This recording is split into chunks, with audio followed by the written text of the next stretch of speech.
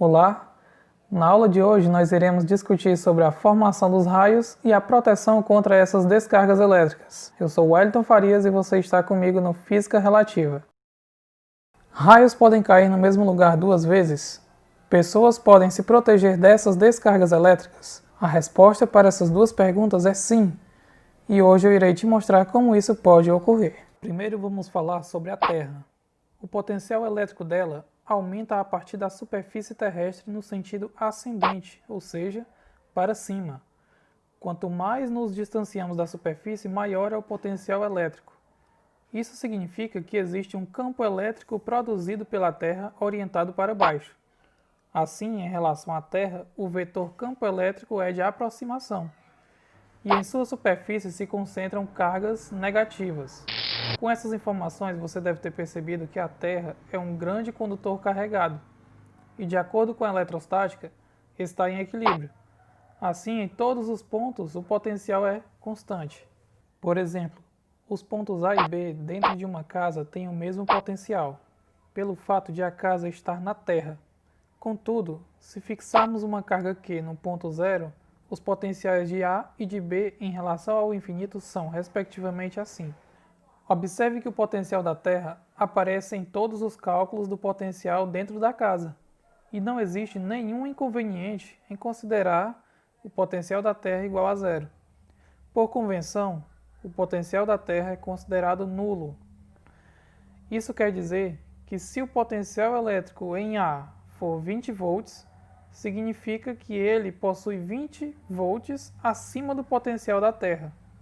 Mas falando em eletricidade, uma coisa nos chama bastante atenção, que é a formação dos raios. Vamos aprender sobre eles agora. That jumped right over my head.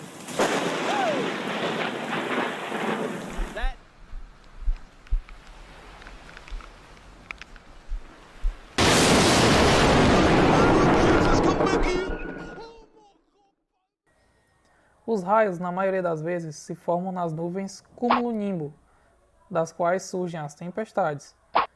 Entre essas nuvens, entre partes da nuvem ou ainda entre elas e o solo, se estabelece um intenso campo elétrico que ioniza o ar e gera uma descarga elétrica chamada raio, sob a forma de faísca. O raio é formado por elétrons em movimento ordenado, ou seja, corrente elétrica, sendo portanto invisível. A luz que o acompanha é resultado da corrente elétrica nos meios gasosos e se chama relâmpago. E devido ao forte aquecimento do ar, o raio causa uma brusca expansão, produzindo uma onda sonora de grande amplitude denominada trovão. Para você ter uma ideia, ocorrem por dia em nosso planeta cerca de 40 mil tempestades que originam aproximadamente 100 raios por segundo. E na maioria das nuvens, na parte superior concentram-se cargas positivas e na parte inferior as cargas negativas. Entre a parte inferior e o solo, o potencial varia entre 10 milhões de volts e 100 milhões de volts, o que determina correntes variando entre 10 mil a 200 mil amperes. Os raios mais frequentes são entre partes da nuvem. Os raios da nuvem para o solo, que apresentam maior incidência do que do solo para a nuvem, em geral são negativos, isto é, eles transferem cargas negativas para o solo. A formação dos raios negativos da nuvem para o solo ocorre da seguinte forma. Um campo elétrico intenso é gerado entre a parte inferior da nuvem e o solo, induzindo cargas positivas. Esse processo inicia-se com uma descarga chamada descarga líder, que parte da nuvem em direção ao solo, seguindo trajetórias sinuosas pelas regiões de maior condutividade. Em seguida, quando o ar está muito ionizado, uma descarga chamada descarga conectante parte do solo em direção à descarga líder. A partir do instante de encontro se estabelece uma descarga de retorno. Nessa descarga de grande intensidade, as cargas negativas dirigem-se para o solo e esse processo acontece repetidas vezes num intervalo de tempo extremamente pequeno. Mas como se proteger dessas descargas? Se esse vídeo está te ajudando, se inscreve no canal, curte e comenta o vídeo. Foi o grande cientista Michael Faraday que em seus estudos concluiu que os corpos situados no interior de objetos metálicos não sofriam a ação de descargas elétricas, as cargas elétricas se concentravam apenas na superfície metálica.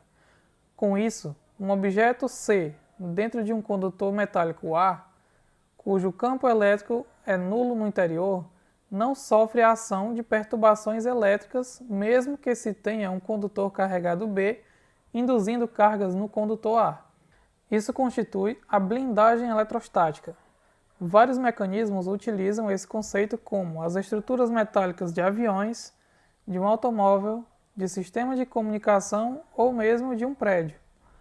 Uma coisa atrelada a isso são os para-raios, que são sistemas de proteção contra descargas elétricas que possam atingir o interior de casas ou prédios. O tipo mais utilizado é o para-raios de Benjamin Franklin. O de Franklin consiste numa haste metálica cuja extremidade superior possui uma ou mais pontas de material de alto ponto de fusão, situado na parte mais alta de uma casa ou prédio. Ela é conectada profundamente ao solo.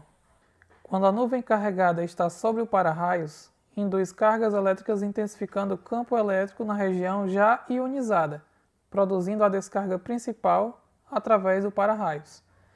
Estudos experimentais nortearam a ABNT a concluir que o campo de proteção oferecido pela haste vertical é aquele cujo ponto mais alto forma um ângulo de 60 graus com a geratriz de um cone imaginário. Esse foi o nosso estudo de hoje. Espero ter ajudado você com esse conhecimento sobre blindagem eletrostática. Deixa o like no vídeo e se inscreve no canal. Obrigado!